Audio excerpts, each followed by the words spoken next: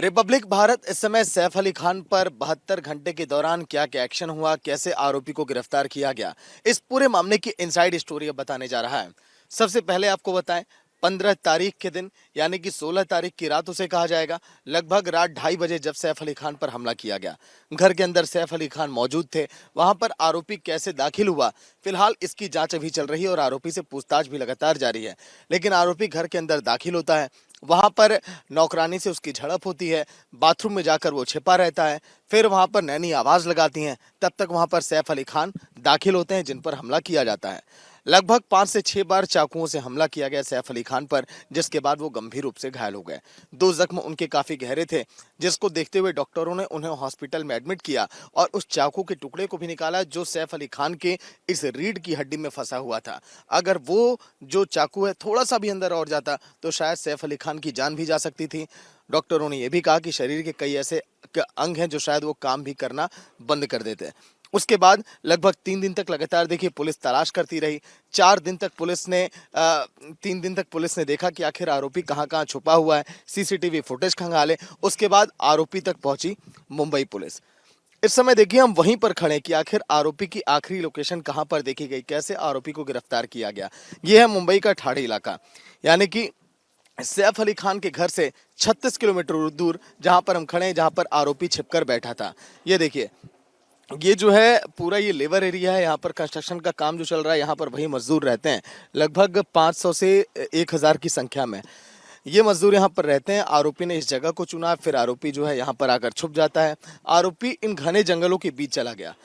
हालांकि जो यहाँ पर मजदूर रह रहे हैं, पहले एक दिन पहले यानी कि एक रात पहले पुलिस यहाँ पर पहुंचती है। लगभग 500 यहाँ पर जो मजदूर रहते हैं उनके मोबाइल फ़ोन को जब्त किया जाता है। मोबाइल फ़ोन को जब्त करने के बाद एक एक करके उसकी चेकिंग की जाती है, फिर मजदूरों को वापस भी कर दिया जाता है, क्योंकि पुलिस को यह पता चल गया था कि आरोपी इधर ही कहीं छुपा हुआ है।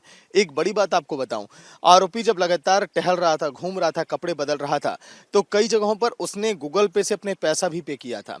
कई जगहों पर उसने कुछ खरीदारी भी की और वही गूगल पे जो है वो उसका फ़ोन ऑन करना उसके लिए देखिए काल साबित हो गया और आरोपी जो है पकड़ा गया। आरोपी का जब पता चला कि फ़ोन इसी एरिया में है, अब मैं आपको उधर मैं लेके चल रहा हूँ, आइए धीरे धीरे।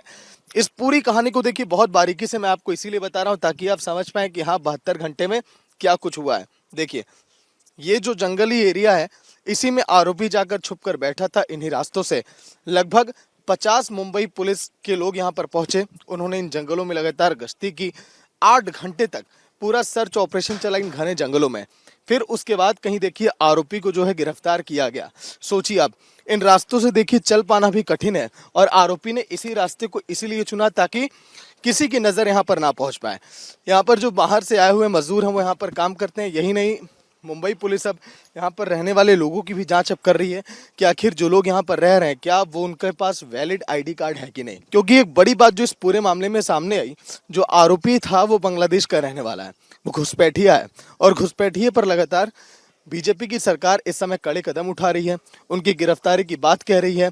यही नहीं, उनको ये कहा जा रहा है कि ऐसे लोगों को दोबारा उनके देश ही भेजा जाए, क्योंकि बांग्लादेश में जिस तरह से हिंदुओं पर अत्याचार हुआ वो आप सभी ने देखा और इसीलिए लगातार बीजेपी हमलावर है और विपक्ष इस पर जमकर राजनीति कर रही है। अब देखिए, हम धीरे धीरे उसी जंगल की तरफ अब हम बढ़ चुके हैं जिस जंगल में आरोपी जो है छिपा हुआ था और आरोपी को गिरफ्तार किया गया। देखिए आप, ये घना जंगल, यहाँ पर आरोपी छुपा हुआ था, अलाव सेक रहा था। यहाँ पर पानी की बोतल देखी गई, कई ऐसे चिप्स के पैकेट देखे गए जिसको देखकर ये कहा जा रहा है कि आरोपी ने यहाँ पर अपनी पूरी तैयारी करके वो बैठा हुआ था। लोगों की नज़र कम पड़ रही थी क्योंकि यहाँ मजदूर हैं, वो समाचार कम देखते हैं। वो भला कैसे जान पाएंगे कि यहाँ टीवी स्क्रीन पर सीसीटीवी में जो आरोपी दिखाई दे रहा है वो हमारे बीच आकर कहीं छुप कर बैठा है। फिर उसके बाद आरोपी बड़े इत्मीनान से देखिए यहाँ पर एक अपनी थोड़ी सी जगह बनाता है। वो एरिया आपको पूरा प्लेन दिखाई देगा जब वहाँ पर हम पहुँचेंगे और यहाँ से आरोपी को पकड़ा गया। फिलहाल देखिए आरोपी को कोर्ट में पेश करके रिमांड पर ले लिया गया है। रिमांड पर लेने के बाद आरोपी से अब पूछताछ की जाएगी कि आखिर बांग्लादेश से आरोपी यहाँ तक कैसे आया। यही नहीं, आरोपी बांग्लादेश से अगर यहाँ पर आया तो उसमें किसने उसकी मदद की है। अब देखिए आप, ये आखिरी लोकेशन, आखिरी जगह इस पूरे कहानी के अंत की थी, क्योंकि आरोपी यहाँ पर आकर छुप कर बैठा था। यहाँ पर पानी की बोतल आपको दिखाई देगी, शराब की बोतलें भी यहाँ पर आपको दिखाई देंगी। यही नहीं, कोल्ड ड्रिंक की बोतल आपको दिखाई दे रही है। एक दो चिप्स के पैकेट भी यहाँ पर दिखाई दिए। तो ये वो आखिरी लोकेशन, ये वो आखिरी जगह जहाँ पर आरोपी छिप कर आकर बैठा। और अब फिलहाल पुलिस आगे की जांच में जुटी है कि आखिर आरोपी घर के अंदर तक दाखिल कैसे हुआ, सैफ अली खान पर केवल हमला क्यों किया गया, और आखिर खान जो स्टार्स हैं इस समय बॉलीवुड में, उन पर इस तरह के बार बार हमले क्यों। और सबसे बड़ी बात, जो बांग्लादेश यहाँ कनेक्शन निकलकर सामने आया, उस पर बहुत धड़ल्ले से जांच अब होगी और एक एक मजदूरों की भी जांच यहाँ पर की जा रही है। विजय आकाश के साथ सागर मिश्रा, रिपब्लिक भारत।